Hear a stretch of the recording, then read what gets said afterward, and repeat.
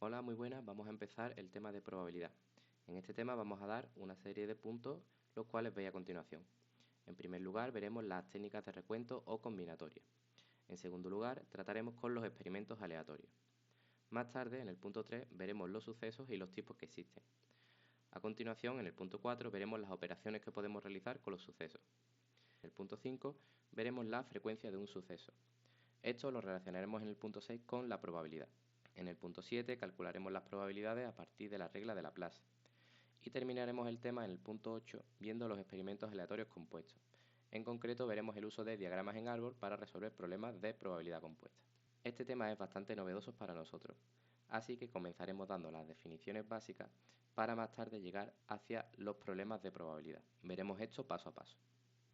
Bien, comenzamos con el punto 1, las técnicas de recuento. En este punto vamos a tratar con la combinatoria. La combinatoria para nosotros va a ser las maneras o formas que tenemos de agrupar y de ordenar elementos dentro de un conjunto para más tarde contarlos. Esto lo vamos a ver directamente sobre ejercicios y ejemplos, pero quería dejar reflejado en este momento los dos principios fundamentales que vamos a usar en nuestros problemas. Por una parte tenemos el principio de multiplicación, que se aplicará cuando tengamos que combinar, ordenar o agrupar los elementos en una secuencia de pasos que serán independientes y no excluyentes.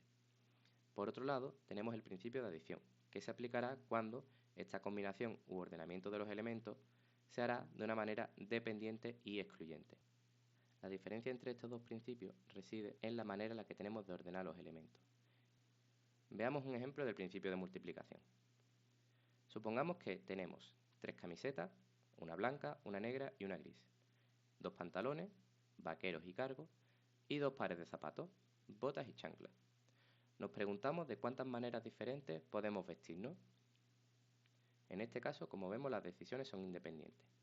Elegir una camiseta negra no va a condicionar si me pongo pantalones vaqueros o si me pongo pantalones cargos. Y ninguna de estas dos decisiones me va a evitar ponerme una bota o una chancla. Por eso se dice que estas decisiones son independientes y no excluyentes. Entonces, ¿de cuántas maneras diferentes podemos vestirnos? Como vemos, tenemos 3 decisiones. Entonces, vamos a construir lo que llamamos un árbol de decisión, donde vamos a poner secuencialmente las 3 decisiones que vamos a tomar. En el primero de los casos tenemos que elegir las camisetas, que ya sabemos que son blancas, negras o grises. Es decir, tenemos un total de 3 posibilidades para las camisetas que nos podemos poner.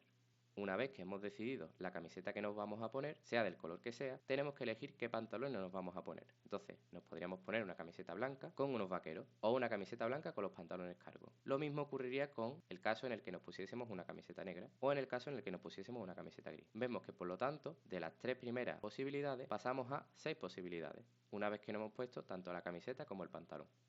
Una vez que hemos elegido las camisetas y los pantalones que nos podemos poner, tenemos que elegir los zapatos. Vemos que estas decisiones son independientes, es decir, que una vez que yo he elegido mis camisetas y mis pantalones, me puedo poner tanto las botas como las chanclas en cualquiera de los casos. De esta manera vemos que nos podemos poner, por ejemplo, la camiseta blanca, los vaqueros y las botas.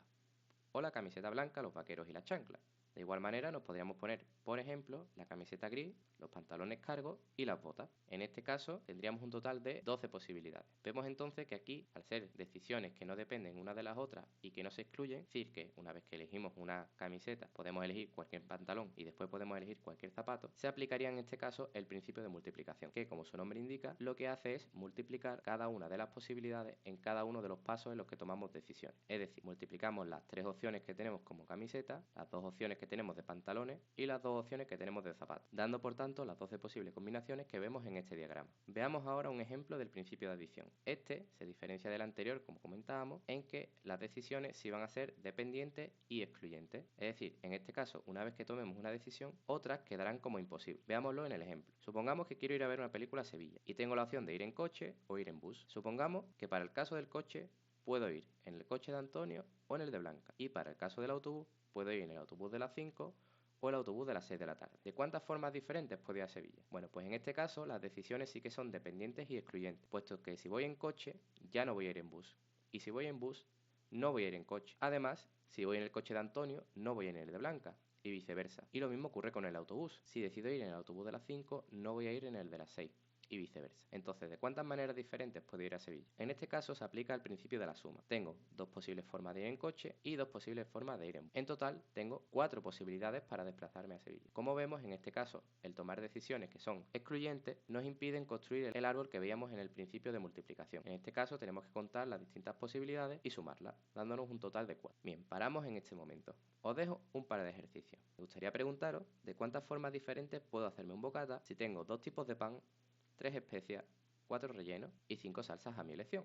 También me gustaría preguntaros si tengo la posibilidad de desayunar cereales con o sin chocolate o bien tostadas, de mantequilla, aceite o paté, ¿cuántos desayunos diferentes puedo hacer? Pensadlo un poco y lo vemos en clase. A continuación, seguimos con los experimentos aleatorios. Ya estamos entrando poco a poco en el mundo de la probabilidad, pero seguimos con algunas definiciones necesarias. En este caso tenemos que definir lo que significa experimento aleatorio. Para nosotros, un experimento aleatorio será un fenómeno cuyo resultado no podremos predecir con certeza antes de que lo realicemos. Existen multitud de experimentos aleatorios en nuestra vida. No necesariamente los tenemos que realizar nosotros, pero sí que ocurren de manera natural. Algunos ejemplos simples son el lanzamiento de una moneda o de un dado. Sabemos que tenemos varias opciones. Nos puede salir cara, cruz, nos puede salir un número de 1 al 6, etc. Pero hasta que no realizamos el experimento y vemos el resultado, no tenemos certeza de qué resultado va a ocurrir. Otro ejemplo sería el número de dudas en una clase. Al preparar una clase puedo sospechar que alguno de vosotros va a tener una duda o dos, pero no tengo certeza hasta que no haya dado la clase de cuántas dudas van a terminar surgiendo. Lo mismo ocurre sobre la entrega de un trabajo. Me puedo imaginar más o menos a qué hora la vais a entregar, pero hasta que no la hayáis entregado no voy a tener certeza de a qué hora lo habéis entregado. Estos y muchos otros son ejemplos de experimentos aleatorios que trabajaremos posteriormente en los problemas. Como contrapartida existen los llamados experimentos deterministas. En este caso, estos serán fenómenos cuyos resultados sí que podemos predecir con certeza antes de realizarlos. Suelen ser fenómenos naturales que se rigen por las leyes de la física, es decir, son experimentos en los que el resultado está prefijado previamente. Por ejemplo, si dejamos caer un objeto de cierta altura,